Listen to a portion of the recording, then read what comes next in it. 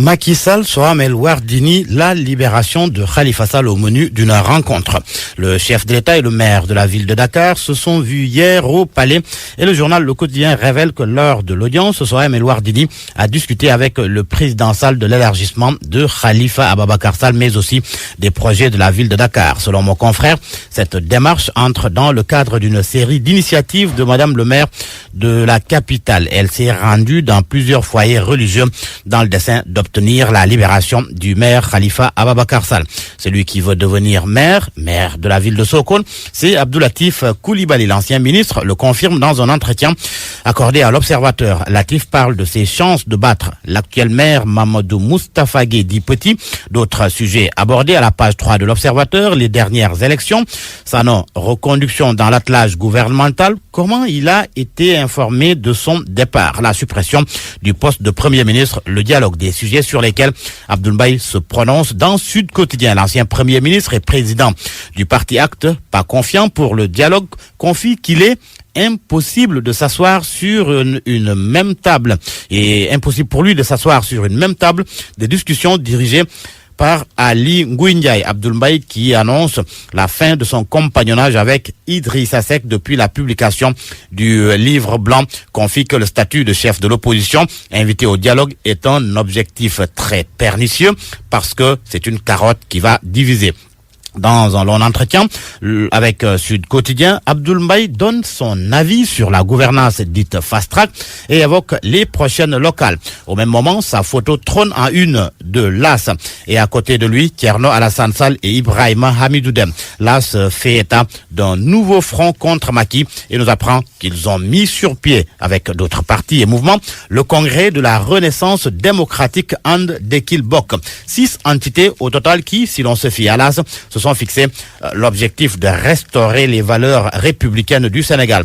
Alors que des partis de l'opposition se réunissent, le Parti socialiste vit une crise et la direction fait face à une fronde. Selon enquête, des membres du bureau politique et d'autres instances ont mis en place le Front pour la vérité et la justice au PS pour fustiger la gestion du parti. Ils vont rencontrer la presse la semaine prochaine pour décliner leur feuille de route. Mais déjà, le député Mambouna Massal parle d'une tentative de chantage. Enquête souligne que ce sont les reconductions d'Aminata Mbengue Ndiaye et de Serigne Mbaye Thiam qui cristallisent les tensions. L'Obs confirme cette information de enquête et parle d'un front mis en place contre Serigne Mbaye Thiam et Aminata Mbengue Ndiaye. À la une de Vox Populi, procès en appel des médicaments illicites de Touba Belel. La justice éclaboussée par l'affaire Amadou Ouri Diallo. C'est le titre qui barre la une du journal. Amadou Ouri Diallo, c'est ce trafiquant de médicaments condamné à 5 ans de prison ferme. Il aurait été gracié par le chef d'État. Sauf que son dossier, souligne Vox Populi, est encore en instance et il a été appelé devant la cour d'appel de Thiès hier. Et en l'absence du principal mis en cause, l'affaire a dû être renvoyée jusqu'au 17 mai.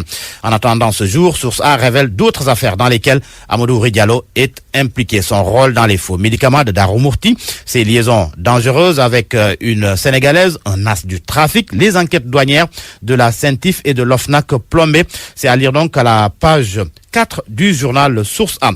Et cette affaire qui fait froid dans le dos, qui fait l'objet de la une de Tribune, un accident hier. Un camion fou qui a tué 4 personnes à Poste-Tiaroy. Le film de l'horreur titre Le journal des individus broyés par l'engin.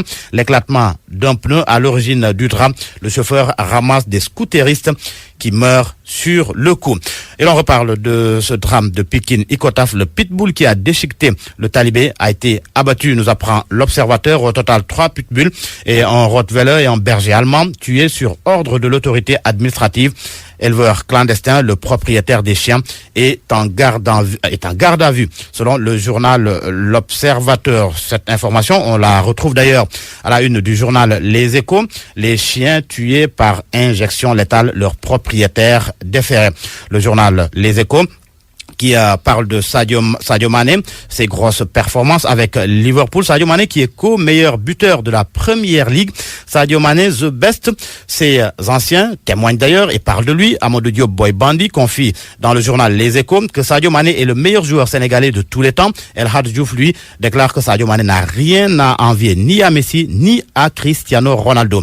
Pour Yaya Touré, c'est un joueur qui me donne de l'émotion par ses déplacements, ses dribbles et son intelligence du jeu. Nous avons bien cité. Et l'on retrouve Sadio Mané Anna à la une du quotidien Record. Le bilan des Lions d'Angleterre. Sadio Mané et Idrissa Gana Gueye. Sadio géant, Gana pas petit, c'est le titre qui barre la une du quotidien Record. Du quotidien Record. Du quotidien Record.